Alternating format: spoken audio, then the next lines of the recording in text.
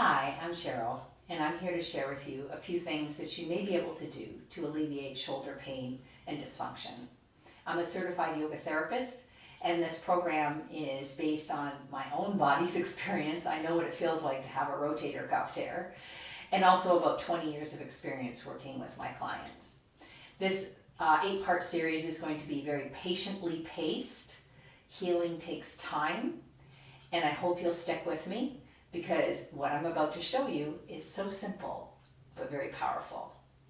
We're going to start with trying to release a few of the muscles in the rotator cuff that can be really tight and restrictive to the motion of your shoulder joint. I'm using a yoga tune-up ball. You can use a tennis ball or something from the dollar store, kids ball, as long as it's not too hard. You don't want a road hockey ball or a lacrosse ball. So here we go. I'm going to move over to the wall, and I'm going to be placing this tennis ball about here. So let me adjust my camera so you can see that a little bit better. About here. So see, this is behind my armpit, kind of right around in there. That's where I'm going to be working the ball. So I'm going to go over to the wall, and I'm going to place the ball here where I was showing you. And I'm doing the side of my body that is less tender today, so the happier side. And I'm just going to take some time to roll around. And I like doing this at the wall. You can also do it on the floor, but I like doing this at the wall because I can control how much pressure I'm putting on the ball. And sometimes you'll find some real ouchy spots.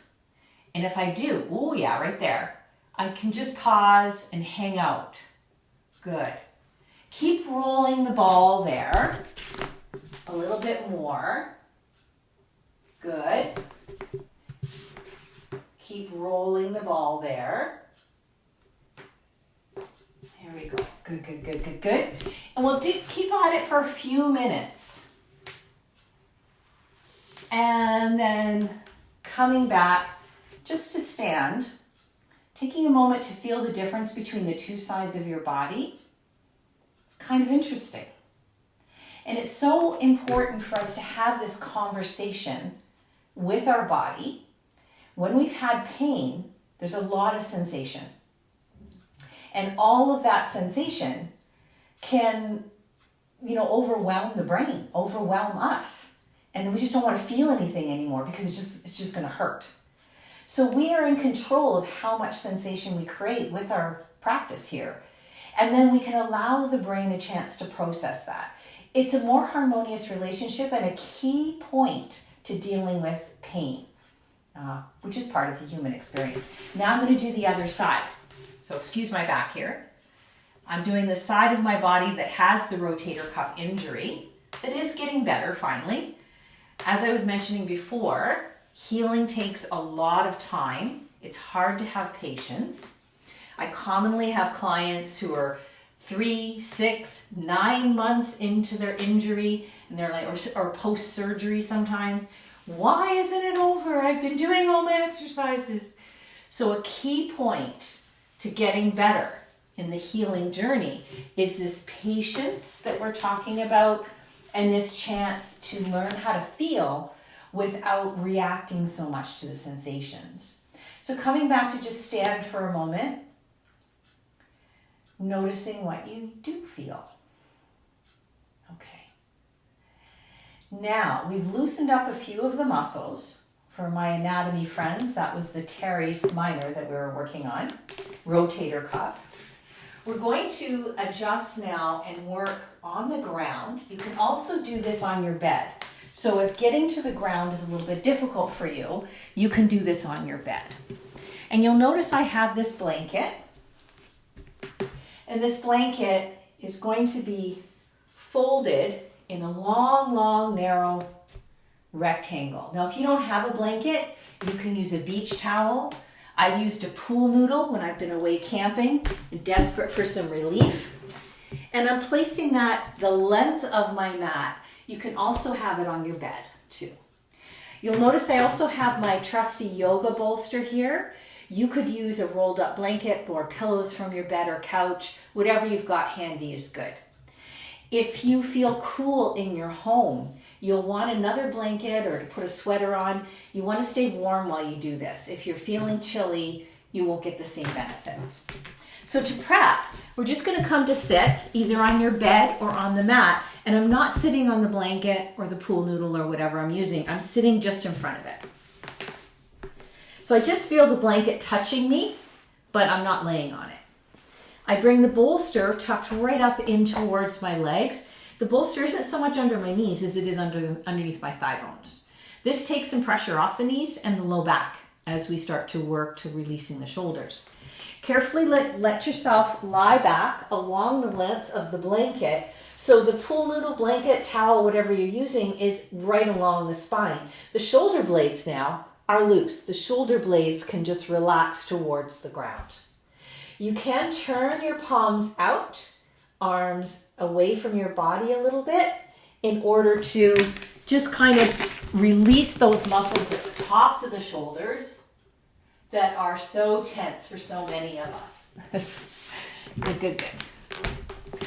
So getting set, getting settled, pulling a blanket over top if you feel like it's going to get cold in your room. You can close your eyes if you like. If it feels like your head's thrown back at an awkward angle, you could put a little fold of towel underneath your head. Not necessarily a whole pillow. I think that would be too extreme. But a few folds of towel under your head would be okay. Just breathe in and out through your nose at a natural, easy rhythm. Let your arms be heavy. If you notice pulling at the front of your shoulder, you may need another towel or pillow to create armrests. And I know that there's been times when my shoulder's been really sore. I've needed armrests because you don't want any pulling. You don't want any real obvious or overly dramatic sensations here. So what might be happening for you is you might be noticing the muscles at the tops of the shoulders, the ones you always want someone to massage for you up there. Those are really soft, marshmallowy, because we've taken all the pressure off of them. This is a lovely restorative posture for when you've been working at a desk all day or doing a long drive or just, you're just tagged out. You just can't find any more energy. This can be a great way to recharge. Now you may want to pause the video at this point, stay here for another 10 or 15 minutes, whatever you have time for. But I'm going to keep going because I want to be efficient with your time.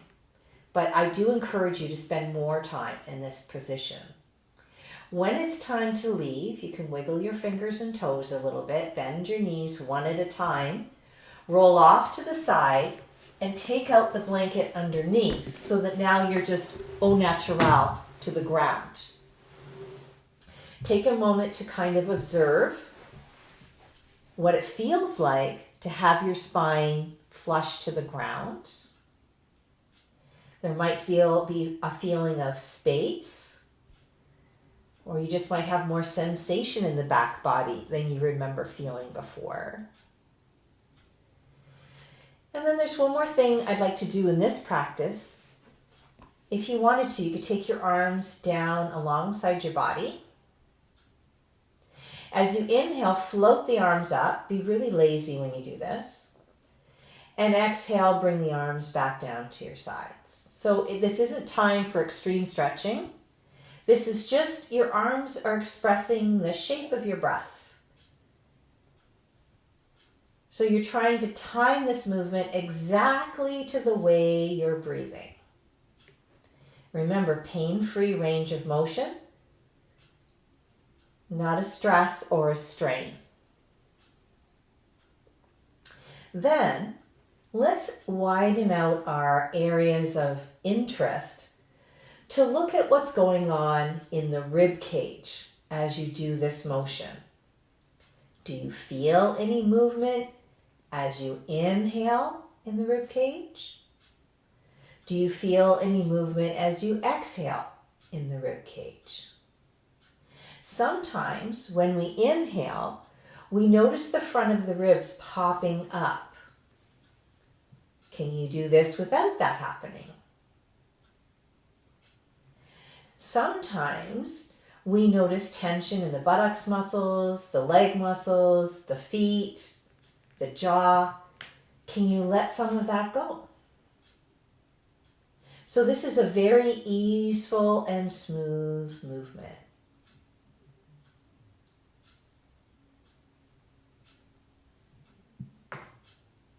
And then we can rest the arms back down to your sides and just take a moment to observe. Maybe you feel a little bit more connected to your breath. Maybe you notice how when you breathe in and out, there's a little bit of movement all along the spine, even down to the pelvis. And that brings me to the last thing I really want to talk about in this session, and that is that your shoulders do not operate in isolation. Your shoulders do their job at the top of the spine. So what's happening in the whole spine and rib cage affects your shoulders. And all of that sits on the foundation of your pelvis, your hips.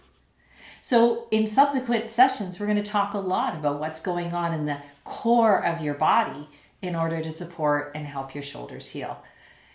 One more note, do this practice as often as you can today and for maybe the next week. It doesn't take a long time, but it can really help to reset your nervous system, help you to learn new patterns of movement, and we're going to get to the root of why your shoulders are bothering you. Maybe in a week from now, you'll try the next session and practice that for a week. Have a good week. We'll see you soon.